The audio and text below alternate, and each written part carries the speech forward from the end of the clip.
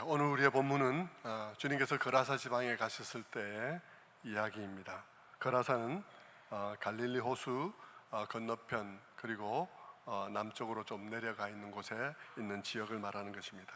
이방 지역입니다. 그래서 돼지를 치는 사람들의 얘기가 나오는 것이죠. 본문 바로 앞에는 풍랑을 잔잔케 하신 예수님에 관한 얘기가 나옵니다. 주님께서는 풍랑도 잔잔하게 하실 수 있는 분이시다. 풍랑도 바람도 이렇게 바람도 파도도 복종하는 분이시다 하는 얘기와 함께 주님께서 이 거라사 지방에 오시는 것이 풍랑과 파도와 바람을 넘어서 오셨다는 사실을 우리에게 보여주고 있습니다. 주님이 이 거라사 지방에 도착해서 배에서 내리자마자 한 흉악하게 귀신 들린 자가 달려 나왔습니다. 그는 귀신이 들려도 보통 귀신이 들린 사람이 아니었습니다. 너무 흉악하게 귀신이 들려서 삶은 완전히 파괴되어 있었고 짐승과 같은 수준의 삶들을 살아가고 있었습니다. 다른 사람들은 다 가족들과 함께 생활하는데 이 사람은 사람들과의 관계가 다 끊어지고 홀로 그 공동묘지에서 살아가고 있고, 그는 다른 사람들은 다 산 사람들하고 살아가고 있는데 이 사람은 죽은 사람들이 있는 곳에서 살아가고 있었습니다. 그리고 다른 사람들은 다 옷을 입고 살아가는데 오늘 본문 중간에 가서 보면 이 사람이 옷을 벗고 있었다는 사실을 우리가 알 수 있죠. 모양은 사람이었으나 삶의 수준은 짐승의 수준으로 비정상적인 수준으로 내려가 있었던 것입니다. 그리고는 밤낮 산에서나 또 무덤 사이에서 괴성을 지르고 쫓아다녔고 심지어 돌로 자기 몸을 상해하는 그런 일까지도 하곤 했습니다. 사람들은 이 사람의 이런 벗어난 행동들을 제어하고자 쇠사슬과 고랑을 채우기도 했지만 어디서 그런 힘이 나는지 이 고랑과 쇠사슬을 깨뜨려 버리고 아무도 제어할 수 없는 상태로 돌아가곤 했습니다. 그런데 예수님께서 그를 찾아오셨다는 거예요. 거친 풍랑을 넘어서 그를 찾아왔다는 것입니다. 사람들이 보기에는 그럴 만한 아무런 가치가 없는 그런 그 한 사람과 그 한 사람이 사는 동네 사람들을 위해서 주님께서 폭풍을 넘어서 풍랑을 넘어서 또 이렇게 그곳까지 오셨다는 말씀이죠.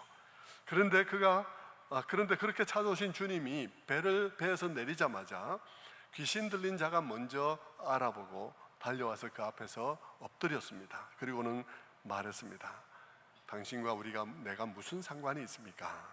제발 이 지방에서 나를 내어보내지 마십시오. 그러면서 제발 그 지방에서 내어보내지 말기를 요청을 하고 있습니다. 귀신의 마음에 이 지방이 굉장히 마음에 들었다는 말입니다. 여러분은 어떻습니까? 여러분의 가정은 어떨까요?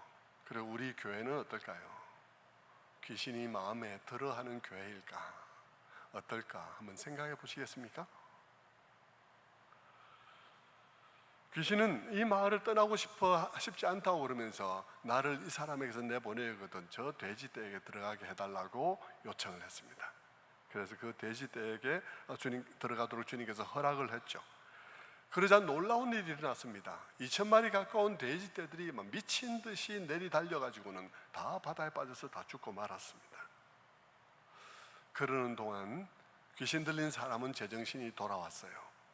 그리고는 옷을 입고 조용히 앉아있는 상황이 되었습니다. 여러분, 이 말씀을 우리가 묵상을 해야 될 거 아니겠습니까? 여러분이 이 말씀을 읽으면서 여러분은 어떤 점들에 멈추어서 생각을 해야 될 거예요. 어떤 지점에서 멈추고 싶습니까? 저는 제일 먼저 이런 얘기를 할 수 있을 것 같아요. 귀신 들린 사람의 모양은 이렇고 주님이 만난 사람의 모양은 이렇구나 하는 것을 대조해서 볼 수가 있으리라 생각해요. 다시 말하면 악령의 역사와 성령의 역사가 어떻게 다른지를 우리는 볼 수가 있습니다. 성령은 사람을 회복시켜요. 악령은 사람을 망가뜨리고 인간성을 말살하고 그래서 사람을 존귀하게 만들기보다는 짐승 수준으로 낮추는 일들을 악령이 하는 것입니다. 그런데 성령은 그리스도의 영으로서 사람을 회복시켜요. 사람을 더 온전한 사람이 되게 하고 인간성을 회복시키고 성령 충만할수록 더 정상적인 사람이 되는 것입니다. 더 온유하고 더 겸손해지는 것이죠. 여러분, 제가 이 말을 왜 하겠습니까? 시간 날 때마다 제가 이 말을 하는데, 그렇게 말하는 이유는 여러분 중에 많은 사람들은 성령 충만한 사람을 잘못 생각하기 때문인 것입니다. 성령 충만한 사람은 여러분을 막 누질러주고 그래 반말해주고 그래서 여러분을 좌우해주고 그렇게 할 줄로 생각하는 것이죠. 여러분 가운데 그런 사람 굉장히 많습니다. 저는 보면 안타까워요. 왜 저렇게 사람들이 눌림을 좋아할까? 눌러주면 좋아할까? 이런 생각을 할 때들이 있습니다. 여러분, 성령 충만한 사람은 그렇지 않습니다. 오늘날 많은 사람들은 성령 충만을 잘못 이해해서 비정상적인 무언가가 일어날 걸로 늘 생각하는 거예요. 그래서 막 맨날 뒹굴기를 원하는 것입니다. 그래서 아줌마도 뒹굴고 아저씨도 뒹굴고 막 미니스커트 입고도 뒹굴고 막 그렇게 뒹굴죠. 그러나 여러분, 옳은 게 아니에요. 성령 충만하면 더 온전한 인간이 되고, 그래서 더 사랑과 희락과 화평의 사람이 됩니다. 그리고 온유와 절제의 사람들이 되는 것이죠. 주님 닮은 인간이 되고 그 사람 속에 하나님의 형상이 더 회복되는 일들이 일어나게 되는 거예요. 그것이 성령의 역사입니다. 자, 그럼 여러분은 그렇게 묵상하나요? 말씀을 읽으면서 여러분이 그렇게 멈추어서 그렇게 묵상을 해야 되는데, 어떤 사람들은 꼭 그렇게 묵상을 안 하는 사람들이 있어요. 어떤 사람들이 있냐 그러면 이런 대목에 딱 멈춰가지고, 이거 뭐야 지금 돼지 2,000마리 죽었잖아. 꼭 그랬어야 할까?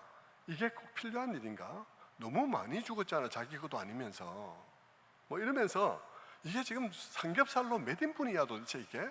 뭐 이러면서 생각하는 사람들이 있습니다. 삼겹살 생각하느라고 묵상의 진도가 안 나가는 경우들이 있어요. 돼지들이 너무 아까운 것입니다.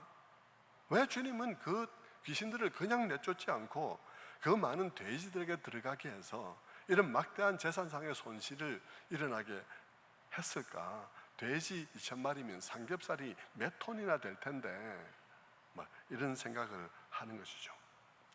본문에서 여러분 이 거라서 지방의 사람들을 보십시오. 그들은 이 흉악하게 귀신 들렸던 사람, 그 공동묘지에 있던 그 사람, 자기들이 아무리 해도 제어할 수 없었던 그 사람이 포악한 그 상태에서 제정신으로 돌아온 놀라운 일이 일어났는데, 그들은 그 사실 앞에 충격받고 함께 기뻐하며 축복하기보다는 어떻게 합니까? 그들은 예수님에게 이 마을을 떠나달라고 그렇게 얘기를 하는 거예요. 왜 그렇게 했겠습니까? 왜 그랬을까요? 돼지 2,000마리 죽은 일이 너무나 그 손실이 너무 충격적인 것입니다. 그래서 흉악한 귀신 들렸던 사람이 인간성을 회복하고 온전케 된 것을 보면서 그들이 두려워했지만, 그들의 마음속에는 더 큰 두려움이 그것을 덮쳐버렸어요. 무슨 두려움이요? 경제적인 피해가 일어날 것, 2,000마리 죽는 일이 또 일어날 것 같은 두려움 때문에 그들은 이 모든 본 것을 그냥 덮어버렸습니다. 그리고는 주님에게 말한 것이죠. 우리를 떠나달라고.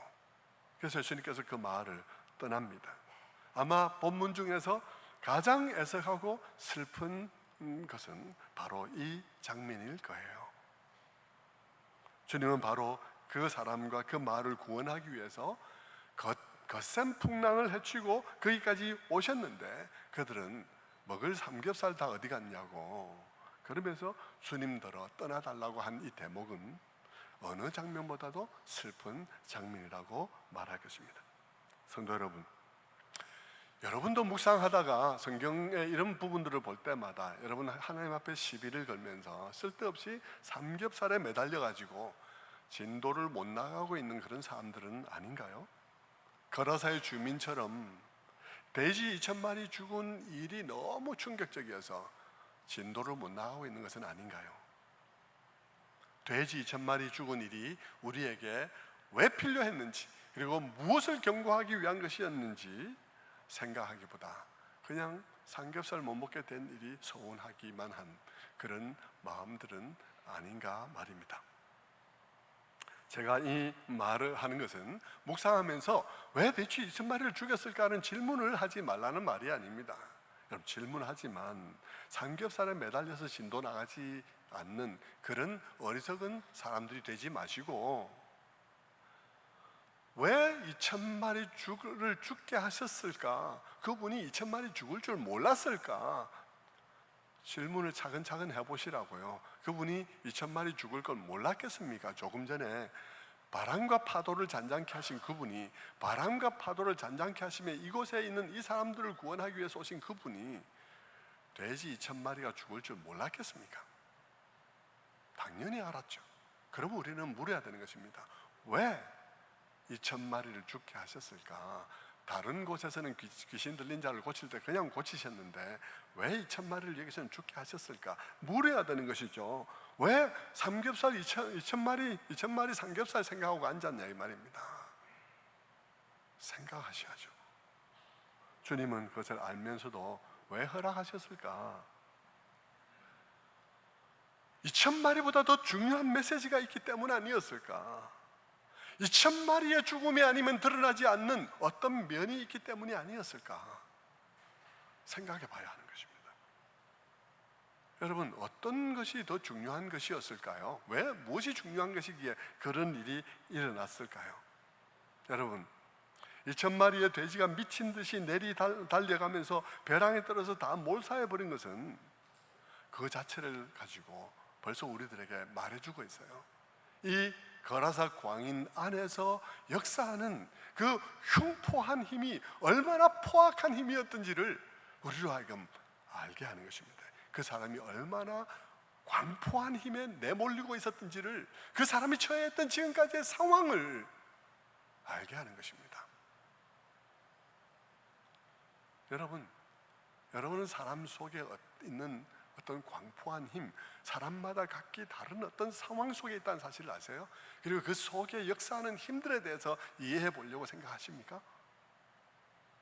이것은 오늘 우리들에게 보게 합니다. 이 거라사 광인 속에 어떤 흉포한 힘이 역사하고 있었는지를 보여주는 것입니다. 그 사람이 그렇게 비정상적인 삶을 살았던 것, 무덤 사이에서 소리를 지르며 쇠고랑을 채워도 다 깨뜨려 버리고 그랬던 것은 그의 속에 어마어마한 흉포한 힘이 그 속에서 역사하고 있었다는 것이죠. 주님은 그것을 보여주고 싶어하는 것입니다. 그를 그토록 황폐하게 만들었고 그를 그토록 포악하게 하여 그의 모든 인간성을 유린해버린 그 엄청난 그런 포악한 힘의 실체가 무엇인지를 볼 수 있게 하는 것은 2,000마리의 떼죽음을 통해서밖에는 보여줄 수 있는 방법이 없는 거예요. 여러분, 악령을 그냥 이것도 그냥 어느 귀신 하나 들어있는 것처럼 그냥 나가게 하면 볼 수 있는 게 아무것도 없습니다. 그죠? 그냥 저 사람 오늘 갑자기 나왔구나 하는 것밖에 보여지는 것이 없습니다.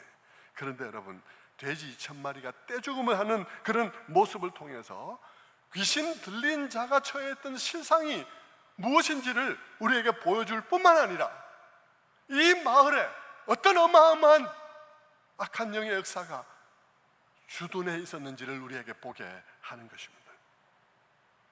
사람들은 그저 무덤가에 그 소리 지르는 한 미친 인간이 있다더라 그러면서 그 한 사람의 개인적인 문제로 치부하고 그리고 뭐 저런 미친 녀석이 있나 하고 생각했겠지만 주님은 그 돼지 2,000마리의 죽음을 통해서 이 마을이 그동안에 얼마나 어마어마한 힘의 위협 아래 있었는지를 주님께서는 보여주고 싶어 하는 것이죠. 그것은 주님께서 그 귀신 들린 자에게 귀신에게 이름을 묻는 대목에서 더욱더 확연하게 드러납니다. 네 이름이 무엇이냐? 여러분, 주님이 그 이름을 몰라서 물었겠습니까? 아니죠. 주님은 알고 있는 거죠. 바람과 파도를 잔잔케 하시는 이가 그걸 모르겠습니까? 주님이 그것을 물은 이유는 뭘까요? 우리에게 들으라는 것입니다. 그리고 그 주변에 돼지치는 자들에게 들으라는 것이죠. 귀신이 대답합니다. 내 이름은 군대입니다. 우리가 수가 많기 때문입니다. 그렇게 대답을 했습니다. 여러분, 군대라는 말로 표현된 이 헬라어는 로마군의 편제에 따르면 보병 6천 명과 기마병 120명으로 구성되어지는 군대의 단위라고 그럽니다. 엄청난 귀신의 세력이 그 마을 어귀에 주둔하고 있었다는 것을 의미하는 것입니다. 마치 로마군 엄청난 군대가 무엇인가를 정복하러 들어갈 때 무엇이든 다 깨부수고 무엇이든 다 황폐하게 만든 것처럼 이 귀신이 이 마을을 그와 같이 점령해 들어가고 있는 상황이라는 것이죠. 그리고 그 가장 큰 피해자, 대표적인 피해자가 지금 무덤가에서 소리 지르는 이 사람이 대표적인 피해자인 것입니다. 그리고 그가 처해 있던 위험의 정도가 어느 정도 있는지가 그 2,000마리의 돼지의 죽음을 통해서 드러나고 있는 것이죠. 성도 여러분, 이 거라사 광인의 문제는 이 광인 한 사람의 문제가 아니더라는 것입니다. 그는 그 공동체 속에서 가장 큰 피해자일 뿐, 사실 그의 모습은 이 마을 전체가 처해 있는 위험을 보여주고 있었다는 것이죠. 마을 사람들은 그동안 마을 어귀에 이 마을 전체를 미쳐 돌아가게 할 수 있는 엄청난, 초토화시킬 수 있는 엄청난 사단의 군대가 거기에 주둔하고 있음을 모르고 있었다는 말입니다. 성도 여러분, 오늘 우리에게 적용을 해보죠. 이 귀신이 예수님에게 당신과 내가 무슨 상관이 있나이까? 그러면서 말했던 것처럼 여러분, 오늘 우리 이 본문이 우리와는 무슨 상관이 있는지 우리는 물어야 하겠습니다. 여러분, 이 본문이 여러분과 무슨 상관이 있습니까? 여러분은 혹시 이 이야기를 읽으면서 이 이야기를 저 아련히 먼 옛날에 있던 동화 같은 이야기라고 생각하고 있지는 않습니까? 저는 그렇게 생각해서는 안 되는 것이죠. 오늘 이 이야기는 우리들과 상관이 있는 이야기며 어떤 의미에서 우리는 오늘도, 이번 주간에도 우리는 거라사 광인과 같은 사람을 우리 사회 속에서 여럿이 보았습니다. 우리 또한 우리 동네에서 마귀의 한계 사단이 주둔해 있는 가운데 살고 있다는 말입니다. 그것이 그 개인의 문제가 아니라 우리가 처해 있는 상황을 보여주고 있는 표지들이라는 것이죠. 성도 여러분, 물론 우리는 이 마을 사람들처럼 똑같이 우리는 지금까지는 아직은 그래도 좀 괜찮은 것 같습니다. 그렇지 않습니까? 괜찮은 거로 생각이 들 수 있어요. 그렇게 극단적으로 파괴된 것은 아니니까요. 하지만 여러분, 우리 주변에서 오늘도 분당에서도 자동차로 사람을 깔아버리고 칼 들고 나와서 찌르고 신림동에서 칼로 찌르고 난리가 났습니다. 우리도 총체적으로 커다란 위험 속에 처해 있는 것입니다. 이 세상은 거라사처럼 귀신의 군대가 주둔하고 있다는 말입니다. 그 사람 한 사람의 문제가 아니라는 거예요. 거라사 광인 한 사람의 문제가 아니라는 것입니다. 점점 더 많은 사람들이 사탄의 군대에 잡혀서 인간성을 상실하고 사람 같지 않은 삶을 사는 일들이 일어나게 되어 있다는 것이죠. 점점 더 죽음이 가득한 동네, 술집 동네에 소리 지르면서 돌아다니고, 그러고도 풀리지 않는 마음을 가지고 집으로 돌아와서 인터넷을 열고는 그 안에서 얼굴을 가리고는 있는 대로 욕을 퍼붓고, 그리고는 가상 공간에서 총 들고 전투하다가 이게 가상 공간인지 현실인지 모르고 뛰쳐나와서 그냥 칼로 찌르고 난리를 치는 일들이 오늘도 일어나고 있습니다. 사단은 우리 동네 어딘가에, 아마도 술집 많고 유흥가 많은 어느 동네에 군대를 주둔시키고 영향력을 확대해 가고 있을 것입니다. 이 사회가 점점 더 많은 악한 영들의 영향을 받고 있습니다. 계속 놔두면 우리 가운데 계속 인간성을 상실한 인간들이 출현하게 되어 있습니다. 여러분, 우리 사회가 이미 거라사 아닌가요? 우리 주변에는 과거와는 비교도 할 수 없을 만치 마음을 상실한 사람들이 많이 존재하고 있습니다. 몇 년 전의 일인데 여러분, 아버지 돈을 빼앗아서 용돈으로 쓰려고 친구들과 공모해서 자기 집을 강도짓해서 아버지를 죽이고는, 그리고는 아버지의 신용카드를 가지고 친구들하고 마음대로 쓰고 돌아다니는 인간도 있었습니다. 그런 인간 옛날에만 있나요? 요즘도 많은 인간 같지 않은 일들이 빈발하고 있습니다. 여러분, 오늘 우리의 세상은 얼마나 위험한 상황이 있는지 모르는 것이죠. 광인들이 무덤가에서 아무도 알아듣지 못할 소리를 지르면서 돌아다니고 있는 것처럼 오늘 사람들도 발광을 하고 있습니다. 여러분, 이 광인은 극단적으로 망가진 하나님 없는 인생의 모습이죠. 망가지면 사람이 그렇게 망가질 수 있고요. 지옥은 바로 그런 사람들이 모인 곳입니다. 달리 불이 지글지글하고 그런 거는 그냥 우리에게 공포스러운 곳이라는 설명을 하기 위한 것이고, 가장 고통스러운 것은요, 이 거라사 광인처럼 하나님이 완전히 철수되어 버림으로 말미암아 인간성을 상실한 사람들이 득실거리는 곳이 지옥일 것이죠.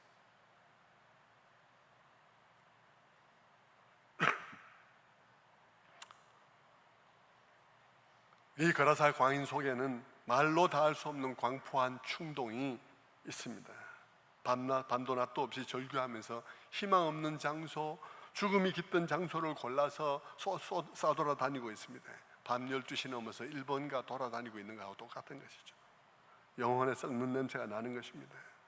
마치 이 광인이 돌로 제 몸을 상하게 하듯 마약이나 다른 것으로 자신을 상하게 하고 있습니다.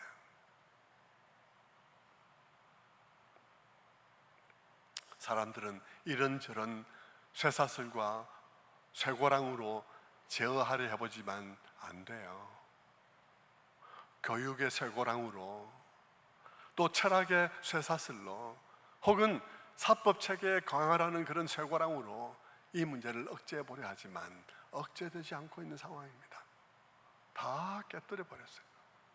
아무 소용이 없습니다. 그들 속에는 아무 것으로도 제어되지 않는 그런 충동과 갈망이 존재하고 있습니다.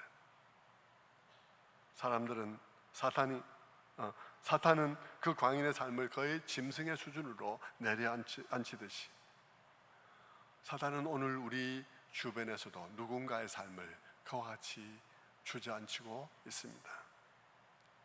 성도 여러분, 거라사는 남의 이야기가 아닌 것입니다. 그렇다면 여러분, 주님은 어떤 분이라는 것입니까? 성경은 이 얘기를 무엇 때문에 우리에게 하고 있는 거죠? 주님은 어떤 분이라는 것입니까?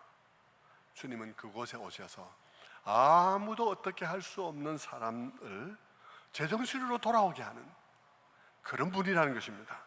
세상을 그렇게나 망가뜨리던 그 막강한 귀신 같은 존재도 주님 앞에서 무릎 꿇게 되는 존재가 바로 주님이라는 것입니다. 사람이 할 수 없을 정도로 그 사람 속에서 역사하는 악한 영의 역사도 주님 앞에 오면 무릎을 꿇을 수밖에 없는 분이 바로 주님이라는 것이죠. 귀신은 사람을 이렇게 망가뜨리지만 주님은 그리고 주님의 성령은 사람을 이같이 회복시킨다는 것을 말씀해 주고 있는 것입니다. 주님 앞에서는 아무도 어떻게 할 수 없던 인생도 치유받을 수 있습니다. 마음을 상실하고 정신없이 날뛰던 어떤 인간도 정신을 회복할 수 있습니다. 그 안에 하나님의 형상이 회복될 수 있다는 것이죠. 왜냐하면 그 사람 안에 날뛰던 귀신이 무릎 꿇기 때문입니다. 성도 여러분, 그 거라사 광인은 주님의 한마디 말씀에 정신이 온전해져서 옷을 입고 조용히 앉아 있습니다. 바람과 파도를 잔잔케 하시던 그 주님이 한마디 그에게서 나오라라는 말씀하시니까 이 사람이 완전히 정신이 돌아왔어요. 여러분, 오늘 이 말씀이 우리에게 의미하는 것은 무엇입니까? 주님이 어떤 분이시라는 것입니까? 주님은 바람과 파도를 잔잔케 하시는 분일 뿐만 아니라 인간성 안에 날뛰는 귀신의 광포함도 굴복시킬 수 있는 그런 분이시라는 사실입니다. 주님은 광풍과 같이 자연도 다스리시고 사람의 인격 속에 있는 광기도 치유하실 수 있는 분이시라는 것입니다. 마음속에 있는 모든 광포한 충동을 잔잔케 하실 수 있습니다. 우리는 오래전에 지존파 사건을 우리가 알고 있을 거예요. 사실 여러분, 제가 얼마 전에 듣고는 깜짝 놀랐어요.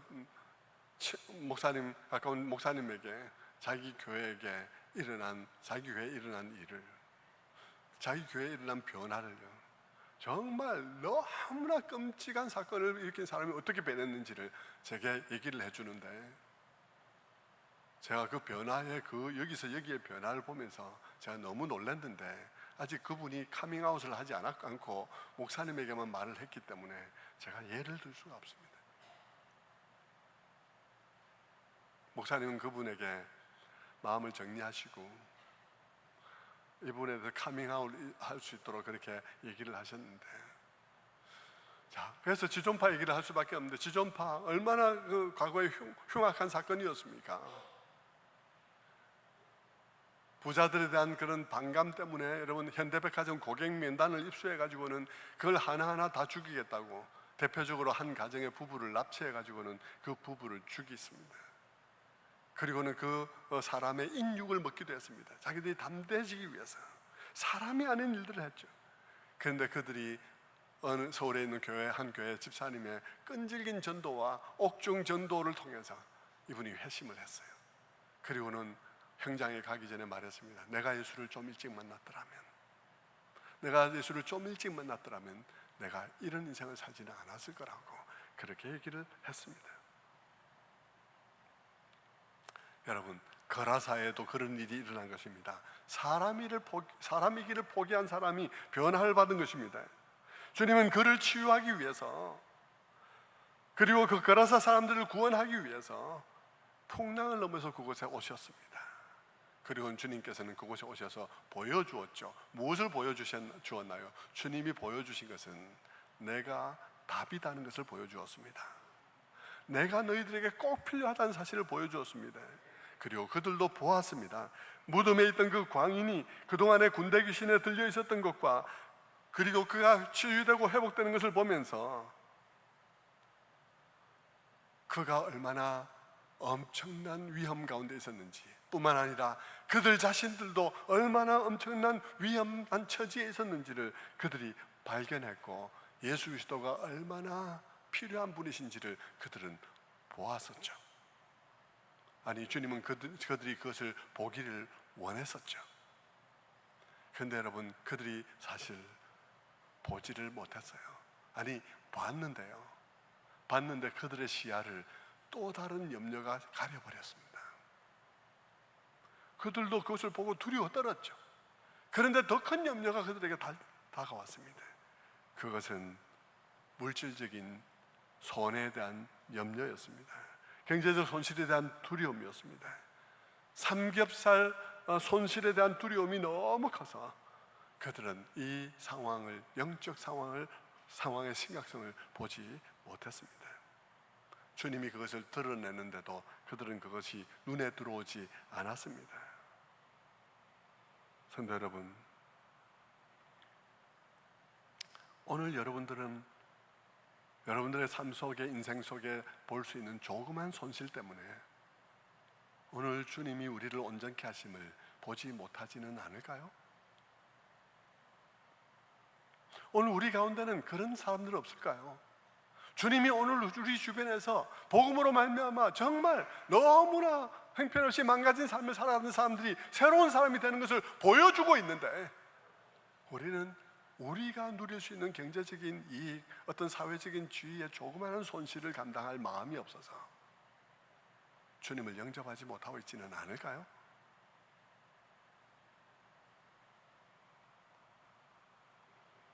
많은 사람들은 또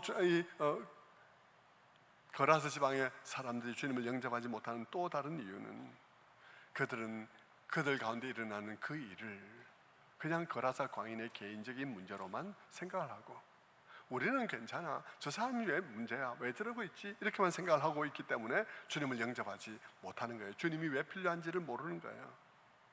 광인은 그들이 처해 있는 그 사회적 상황과 영적 상황을 대표해서 보여주고 있는 것인데, 그들은 지금 직면해 있는 커다란 위험이 있고, 그 광인은 그 위험을 대표적으로 보여주고 있는 것인데, 많은 사람들은 그 일은 나와는 상관이 없는 그 사람의 문제라고 생각을 하는 것이죠.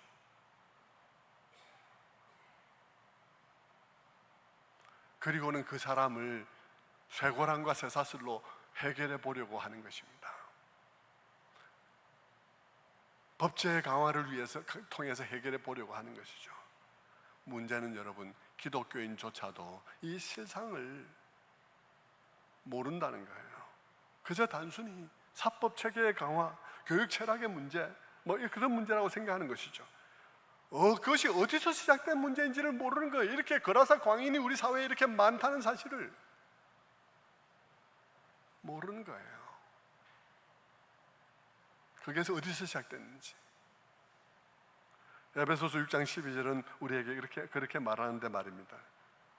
6장 12절, 우리의 씨름은 혈과 육을 상대하는 것이 아니요 통치자들과 권세들과 이 어두움의 세상 주관자들과 하늘에 있는 악한 영들을 상대합니다. 우리의 싸움이 지금 이런 법제체계 이건 넘어서서, 물론 법제체계도 문제가 있죠. 또 학교의 현장에도 문제가 있습니다. 그런데 여러분, 우리의 싸움은요, 그 체계 물론 바로잡아야 되고 개선해야 될 거 개선해야 됩니다. 그런데 우리의 문제의 실상은 뭐냐면, 그것을 만들어내는 배후라는 것이죠. 그것이 그렇게 되어지게 된 배후에 있는 사상들이라는 것입니다.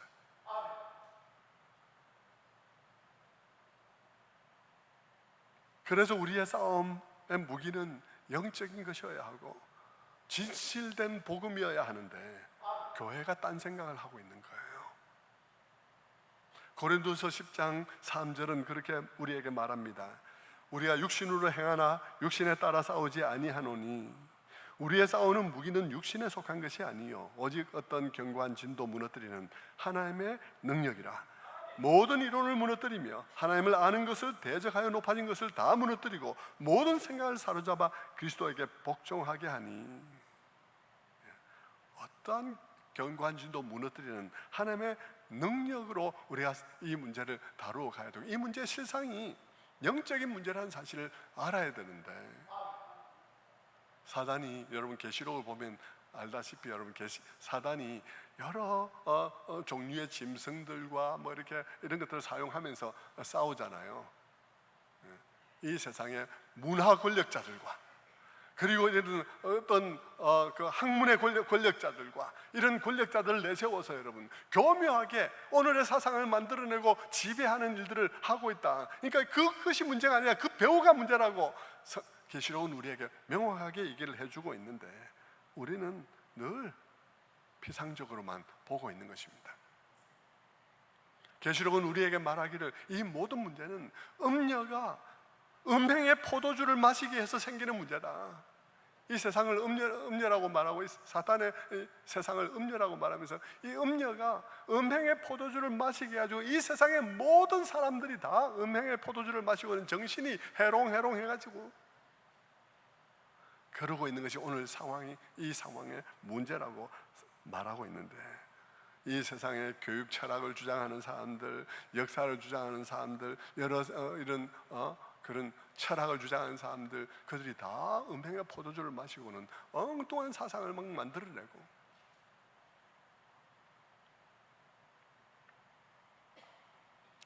그래가지고 이 사회 문제가 해결이 안 된다는 거죠. 철학의 쇠고랑, 교육의 쇠고랑, 사법 체계의 쇠고랑을 만들어봐야 다 깨지는 것이죠. 성도 여러분, 주님은 거라사 지방의 풍파를 넘어서 거라사 지방에 오시듯이 역사의 풍파를 넘어 이 땅에 오셨습니다. 주님이 이 땅에 오시기까지 하나님의 그 계획은 포기해 버릴 일이 수없이 많을 만큼, 포기해 버릴 수 있는 일들이 수없이 많았던 것만큼 수많은 풍랑이 있는 가운데 주님께서 이 땅에 오셨습니다. 그리고는 오셔서 많은 사람들 구원하시고, 마음을 상실하고 정신을 잃어버린 수많은 사람들을 제정신 들게 했습니다. 그리고 사람들은 그것을 보았죠. 그런데 여러분 어떻습니까?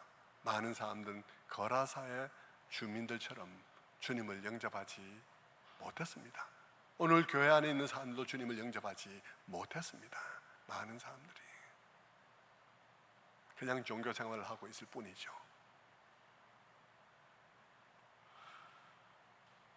왜 주님을 마음 깊이 영접하지 못했을까요? 종교 생활만 하고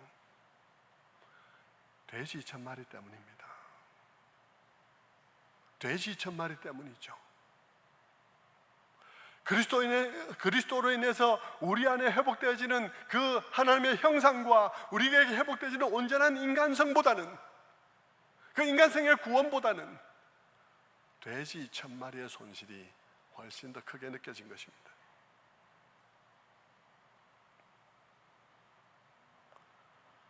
우리 주변에 주님으로 말미암는 수많은 사람들의 간증과 고백이 있음에도 불구하고 내게는, 내 마음은 물질적인 손해에 가 있고 이 세상에서 안락한 포지션을, 안락한 위치를 유지하고 그것을 차지하는데 내 마음이 가 있기 때문에 그 일에 손해를 볼까 봐 내가 진정으로 주님을 영접하지 못하는 것입니다.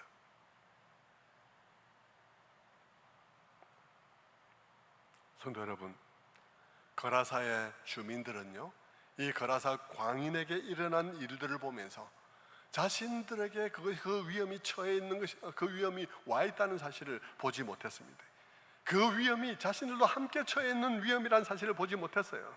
그리고 그 위험이 조금 있으면 자기들의 자녀를 덮칠 위험이라는 사실을 보지 못했습니다. 그들은 두려워해야 될 분을 두려워하지 않고 두려워하지 않아야 될 일들을 두려워했습니다. 괜히 예수 믿어서 손해 날까봐, 괜히 주일날 돈 못 벌게 될까봐 그들은 주님 앞에 와서 말했습니다. 제발 우리를 떠나주세요. 제발 우리를 떠나주세요.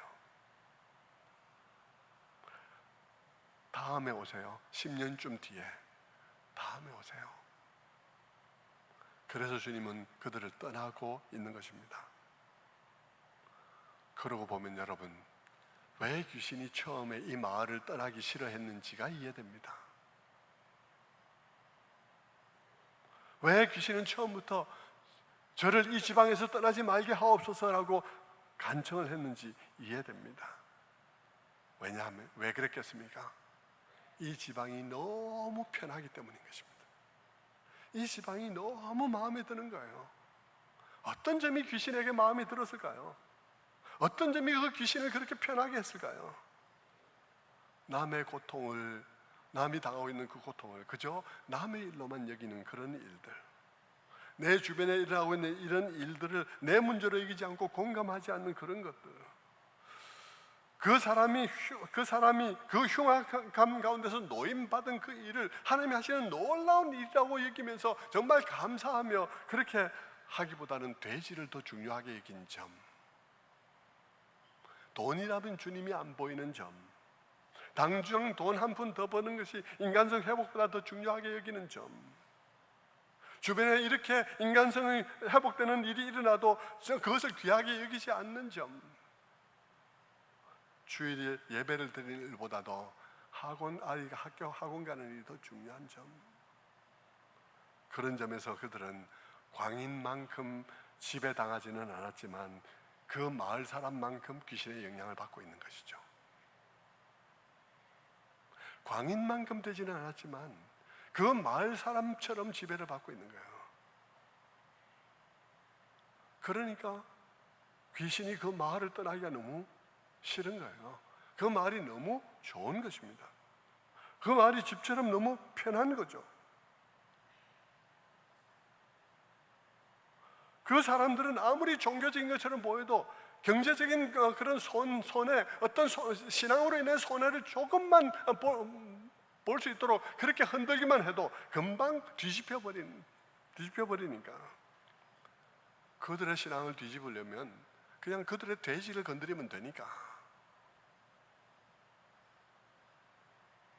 너무 편한 거죠. 그들의 돼지를 건드리면 신앙을 떠날 거니까. 그들의 돼지를 건드리면 주님 우리를 떠나소서라고 말할 것이니까. 왜 우리를 괴롭힙니까? 이렇게 말할 거니까.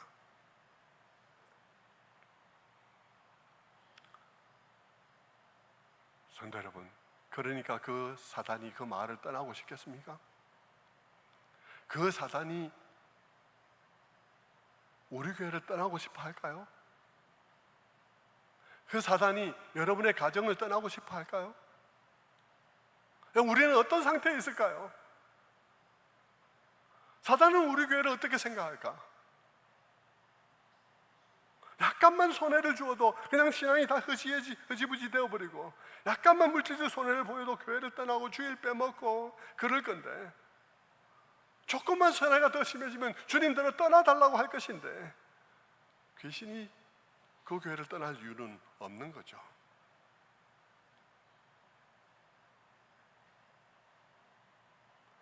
성도 여러분, 오늘 본문에는 요청이 두 가지가 있습니다. 하나는 사단이 이 마을을 떠나지 않게 해달라고 요청하는 것이고요, 다른 하나는 이 마을 주민들이 주님들을 떠나달라는 요청입니다.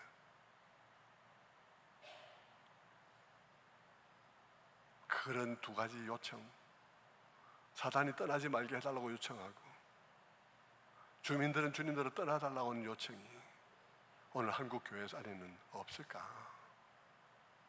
하는 것입니다.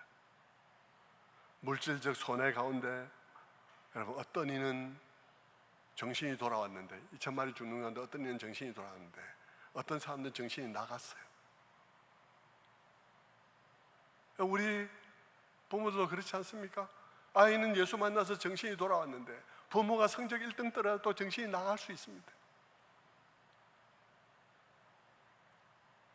이 일들은 여러분, 우리 주변에서 비일비재하게 일어나는 일이요, 우리 가정에서 일어나는 일이요, 우리 교회에서 일어나는 일인 것입니다.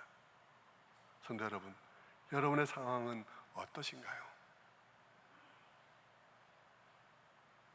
저는요, 베트남 등대교회에서 한국에 유학 온 두 학생이 있는 거 여러분 아시죠?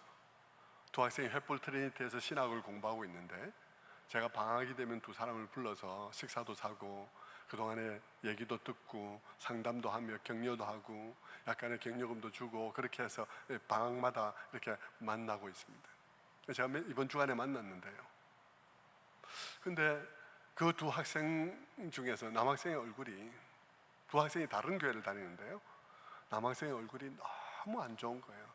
지난번에 제가 만났을 때는 그 남학생의 얼굴이 너무 잘생기고 눈이 초롱초롱하고, 그리고 너무 그렇게 막 얼굴에 기쁨이 넘치고 그런 모습을 보면서 저는 이 사람이 또 하나의 투한 목사가 될 수 있겠구나 하고 생각을 했습니다.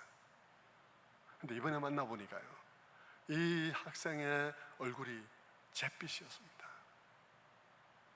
얼굴에 기쁨이 하나도 없었습니다. 눈은 너무 흐릿했습니다. 얼굴에는 괴로움이 가득했습니다. 제가 물었습니다. 네 얼굴에 기쁨이 어디 갔느냐? 그랬더니 그 친구가 하는 말이 너무 괴로워하면서 거의 울 듯 하면서 말했습니다.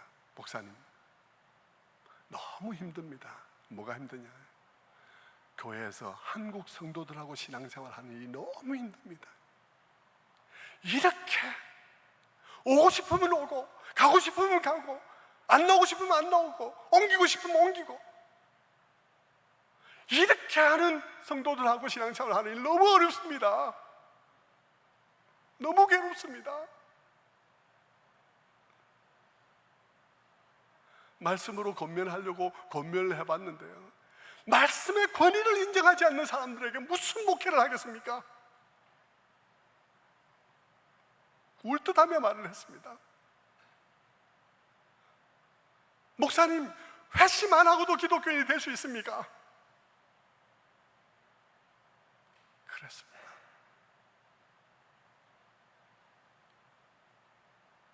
목사님, 저는 주일마다 교회 갈 때마다 제 마음에 선포하고 기도합니다. 이 한국 교회의 영향을 받지 않게 해주십시오. 이 한국 교회의 영향을 받지 않게 해주십시오. 기도한답니다. 제 가슴이 터질라 그랬어요.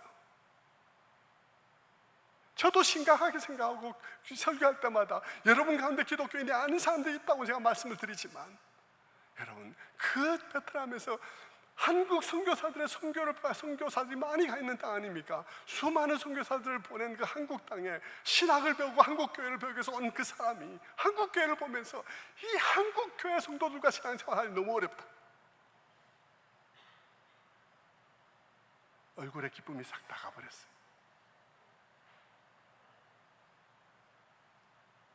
목사님, 오고 싶으면 오고 안 오고 싶으면 안 오고 제멋대로 하는 한국교회 성도들하고 신앙생활 하는 일 너무 어렵습니다. 너무 어렵습니다.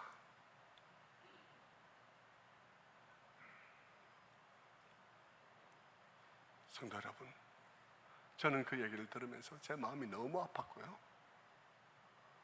그러면서 베트남에서 일분들이 와도 그런데 초대교회가 오면 우리 교회가 교회로 보이겠나 하는 생각도 해보았습니다. 베트남에는 아직도 기독교가 완전한 자유는 아니기 때문에 그래도 신경을 써야 되고, 그런 가운데 예수 믿는 사람들이니까 모두 다 각 집에서 첫 번째 예수 믿는 사람들인데서 모두 핍박 가운데 있고 그런 가운데 결단하고 예수를 믿는데, 한국 와서 보니까 이게 뭐 난리야 뭐 이게.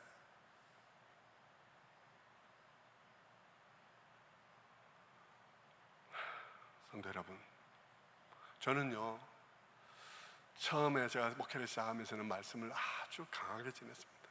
근데 어느 날 제가 강하게 전하는 것만으로 되는 게 아니고 성도 가운데는 여러 상태들이 있고, 그래서 이제는 정말 부드러운 말씀으로 양육받아야 될 사람이 있고 이제 시작하는 사람이 있고 여러 사람들이 있기 때문에 그냥 강하게만 말씀을 전할 수 없다는 사실을 제가 받아들이고 부드럽게 말씀을 전하기 위해서 부드럽지만 예리하게 말씀을 전하려고 노력을 했습니다. 부드러운 말 속에 칼날을 숨겨가지고. 그런데 여러분, 그러니까 사람들이 정말 제멋대로 신앙생활을 하기 시작하는 느낌을 받아요. 그런데 여러분, 우리 교회가 제대로 되려면요, 많은 사람들에게, 처음 시작하는 사람들에게 이렇게 한 걸음씩 한 걸음씩 나올 수 있는 여유도 주어야 되고요, 그러면서도 교회가 제대로 세워가려면 중직자들이 바로 서야 됩니다. 장로들이 바로 서야 돼. 장로 부인들이 바로 서야 돼. 부교육자들이 바로 서야 돼. 부교육자 부인들 바로 서야 돼. 권사들 바로 서야 돼요. 안수입사 바로 서야 돼. 그 그룹들이 안수입사 부인들, 권사들, 그리고 장로 부인, 부교육자 부인들, 그 그룹들이 교회를 이끌어가야 돼. 모범을 보여야 돼. 그리고 다른 사람들에게 관대해야 돼요. 그 사람들이 자기에게 엄격하고 다른 사람들에게 관대해야 돼요. 그래야 교회가 세워져 갈 수 있습니다. 여러분, 안수입사, 권사, 장로 부인 정도 되면요, 그 사람은 더 이상 신앙생활이 자기 혼자의 신앙생활이 아닙니다. 그 사람들은 그때부터 메시지입니다. 그분들이 기도하면 기도하라는 메시지고, 그들이 기도에 참여 안 하면 기도 안 하라는 메시지입니다. 여러분은 메시지예요. 여러분이 바로 세워져야 돼. 여러분이 바로 서야 교회가 바로 서는 것입니다. 그래야 다른 사람이 따라해요. 여러분들이 11조 하면 다른 사람 11조 할 것이고, 여러분이 기도하면 다른 사람 기도할 것이고, 여러분이 예배하면 다른 사람이 예배할 것이에요.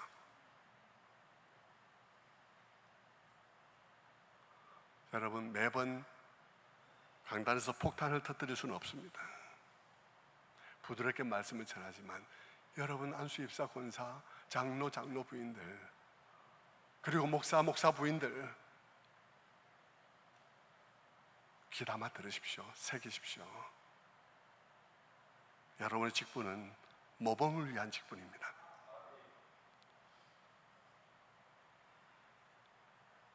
말씀을 뵙겠습니다.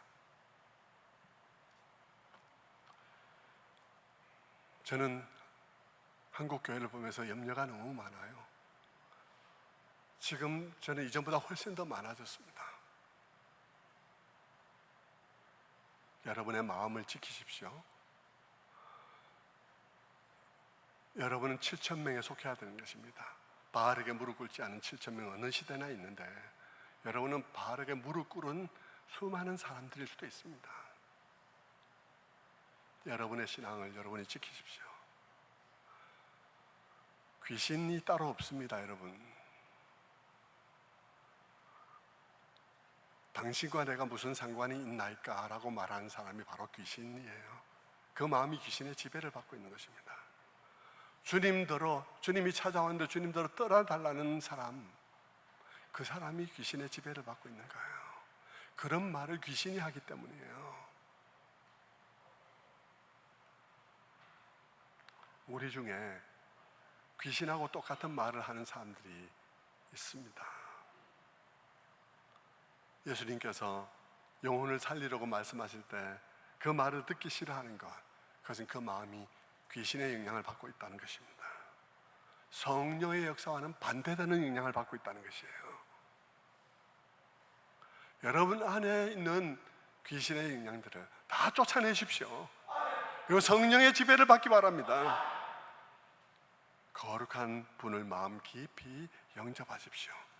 그분이 여러분의 마음속에 들어와서 중심에 계시고 여러분의 마음을 회복시키시고 망가진 여러분의 인간성을 회복시키고 우리의 인간성을 회복시키고 그렇게 할 수 있도록 여러분의 마음으로 주님을 깊이 영접하십시오. 그리고 우리 주변에 흉악한 일이 일어날 때마다, 분당에서 그런 사고 일어나고 신림동에서 그런 사고 일어날 때마다 우리 주변에 군대 귀신들이 있다는 사실을 기억하십시오. 그것이 그 남의 일이 아니고 그 사람 개인의 문제가 아니라 우리가 그렇게 귀신들의 세력이 득실득실한 세상을 망가먹고 있는 그런 상황 속에 우리가 동일한 위험 속에 있다는 사실을 기억하십시오. 그리고 기도하시기를 바랍니다. 성도 여러분, 정말 여러분에게 간곡하게 부탁을 드립니다. 여러분의 영혼이 깨어있기를 바랍니다. 기도드리겠습니다.